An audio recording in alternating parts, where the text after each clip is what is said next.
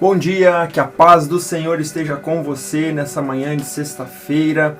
Graças a Deus pelo seu amor que Ele tem derramado sobre a nossa vida todos os dias, sobre a sua misericórdia que tem se renovado sobre nós todas as manhãs.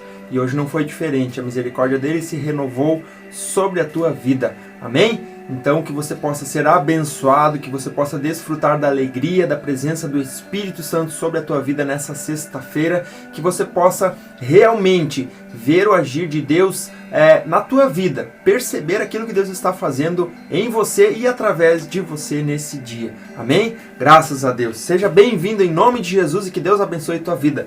Vamos ler lá em 1 Coríntios capítulo 15. Nós vamos ler hoje a partir do versículo 35. Aqui Paulo ele está falando ainda a respeito da ressurreição, porque havia muito desentendimento a respeito das doutrinas que o povo naquela época, entre a igreja de Corinto e os moradores da cidade, estavam trazendo para dentro da igreja algumas deturpações do evangelho. E essa questão da ressurreição também estava sendo colocada como se não houvesse ressurreição. Então Paulo ele está defendendo ainda, nesse texto que vamos ler hoje, essa questão da ressurreição. E ele fala sobre o corpo que nós vamos receber após essa ressurreição. Ele diz assim: mas alguém pode perguntar, como ressuscitam os mortos? Com que espécie de corpo virão? E aí ele responde: insensato. O que você semeia não nasce a não ser que morra. Quando você semeia, não semeia o corpo que virá a ser, mas apenas uma simples semente, como de trigo ou de alguma outra coisa.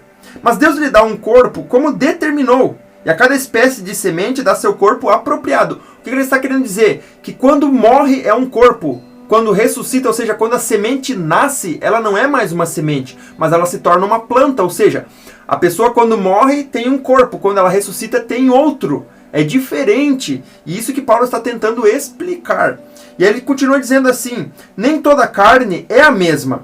Os homens têm uma espécie de carne, e os animais têm outra, as aves outra e os peixes outra. Há corpos celestes e há também corpos terrestres, mas o esplendor dos corpos de cada um o esplendor dos corpos celestes é um, e o dos corpos terrestres é outro.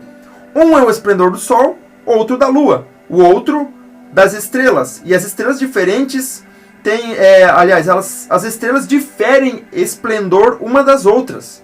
Assim será com a ressurreição dos mortos. O corpo que é semeado é perecível, e ressuscita imperecível. É semeado em desonra, e ressuscita em glória. É semeado em fraqueza, e ressuscita em poder. É semeado um corpo natural, e ressuscita um espiritual. Se há corpo natural, há também corpo espiritual. Aqui nós entramos numa questão. Jesus, quando ele ressuscitou, a gente tem diversos fatos na Bíblia, onde Cristo, quando ressuscitou, dá a intenção de que ele era um corpo também, além de carnal, um corpo espiritual. Carnal que eu falo, um corpo de carne e osso, né? Mas ele era também um corpo espiritual após a sua ressurreição. Porque quando ele foi ascendido aos céus, quando ele subiu para os céus, ele foi transformado, o corpo dele foi transformado naquele momento. Em um outro episódio também, Jesus, após a ressurreição, ele entra dentro de uma casa e no texto diz que a porta da casa estava fechada. E Jesus, pelo que o texto diz, ele entrou dentro daquela casa atravessando a parede. Isso não é natural para um homem de carne e osso assim como eu e você. Mas então aqui nós temos a intenção de que Jesus ele ressuscitou num corpo espiritual. E aqui Paulo então ele defende não necessariamente isso, mas eu trouxe como uma pré-explicação, mas ele continua dizendo assim, ó: assim está escrito: o primeiro homem, Adão, tornou-se um ser vivente. O último Adão, ou seja, Jesus Cristo, espírito vivificante. Olha só que interessante. Não foi o espiritual que veio antes, mas o natural. E depois dele, o espiritual. Ou seja, primeiro veio Adão, natural, e Jesus Cristo, espiritual. Ele continua dizendo assim, ó: o primeiro homem era do pó da terra. O segundo homem, dos céus. A diferença? Os que são da terra são semelhantes ao homem terreno. Os que são dos céus ao homem celestial. Assim como tivemos a imagem do homem terreno, teremos também a imagem do homem celestial, ou seja, de Jesus Cristo. Irmãos, eu lhes declaro que carne e sangue não pode herdar o reino de Deus, nem o que é perecível pode herdar o imperecível. Eis que eu lhes digo um mistério, nem todos dormiremos, mas todos seremos transformados. Olha só que interessante. No momento, num abrir e fechar de olhos, ao som da última trombeta, pois a trombeta soará, os mortos ressuscitarão incorruptíveis e nós seremos transformados. Pois é necessário que aquilo que é corruptível se revista da incorruptibilidade, e aquilo que é mortal se revista da imortalidade. Quando, porém, o que é corruptível se revestir de incorruptibilidade, e o que é mortal de imortalidade, então se cumprirá a palavra que está escrito: a morte foi destruída pela vitória. Onde está, ó morte, a tua vitória? Onde está, ó morte, o teu aguilhão? O aguilhão da morte é o pecado, e a força do pecado é a lei. Mas graças a Deus que nos dá vitória por nosso Senhor Jesus Cristo. E então Paulo termina esse trecho dizendo: portanto, meus amados irmãos, ele está falando aqui para a igreja de Corinto, que estava se deixando levar por doutrinas estranhas ao evangelho. Veja bem, ele fala o seguinte para eles: mantenham-se firmes e que nada os abale.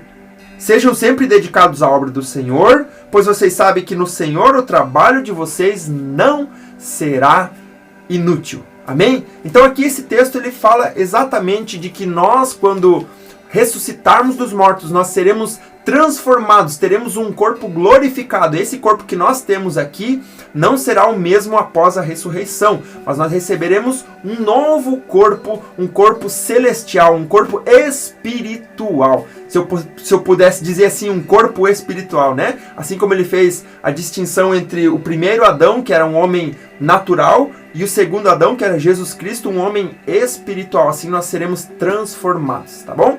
Deus abençoe em nome de Jesus, que você possa refletir a respeito desse texto nessa manhã, em nome de Jesus. Vamos orar, se você puder, feche seus olhos junto comigo, vamos agradecer ao Senhor. Tudo aquilo que você fizer não será inútil, nada é em vão, tudo aquilo que você faz na obra do Senhor é útil, tá bom? Então vamos agradecer ao Senhor nessa manhã. Pai, nós te louvamos, nós te agradecemos. Nós queremos honrar a Ti, Senhor, nessa manhã, com as nossas vidas, com as nossas palavras. Obrigado, Senhor, porque Tu jamais nos desampara, jamais nos deixa só, mas Tu está todos os dias conosco, nos dando graça, sabedoria. Obrigado, Senhor, porque o Teu amor alcança as nossas vidas de tal forma, Pai, que jamais poderemos explicar. O Teu amor não tem medida, não tem como a gente mensurar o Teu amor. Por isso, Senhor, queremos render a Ti, Senhor, toda a honra, majestade e glória nessa manhã. Obrigado, Senhor, por essa oportunidade. E que nós possamos realmente, Pai, vivenciar os Teus planos, vivenciar, Senhor, o Teu chamado na nossa vida. Desperta o nosso coração, a cada um que está comigo nessa manhã, Pai. Que Tu alcance a vida dessa pessoa aonde estiver nesse momento. Com o Teu poder, Senhor. Traz cura, libertação, renovo espiritual, repreendendo toda a obra das trevas, tudo aquilo que não vem de Ti, Pai. Derrama, Senhor, da Tua unção sobre a nossa vida, em nome de Jesus, ó Pai. E que nós possamos nesse dia, Pai, nessa sexta-feira, desfrutar, ó Deus, da Tua paz, aquela paz que excede o entendimento. Nós Te louvamos, Pai, nós Te agradecemos. Seja conosco, em nome de Jesus. Amém e amém. Graças a Deus, que Deus abençoe tua vida, tenha uma ótima sexta-feira na presença do Senhor. Não se esqueça de que tudo aquilo que você fizer é útil na obra do Senhor, tá bom? Que você possa desfrutar nesse dia da presença do Espírito Santo te direcionando. Não se esqueça de se inscrever no canal, deixa o seu curtir também aqui nesse vídeo. Se você puder, compartilha com mais pessoas. E deixe o seu comentário aqui embaixo, que eu vou ficar muito feliz de receber o teu comentário. Às vezes tem pessoas que assistem e eu não sei, se não deixar o comentário aqui eu não vou saber, né? Mas se você deixa o comentário eu vou saber que você está comigo, tá bom? Amanhã eu te espero novamente a partir das 6 horas aqui com a nosso momento de oração, de devocional, leitura da palavra, tá? E eu te espero para estarmos juntos aqui. Que Deus abençoe, em nome de Jesus.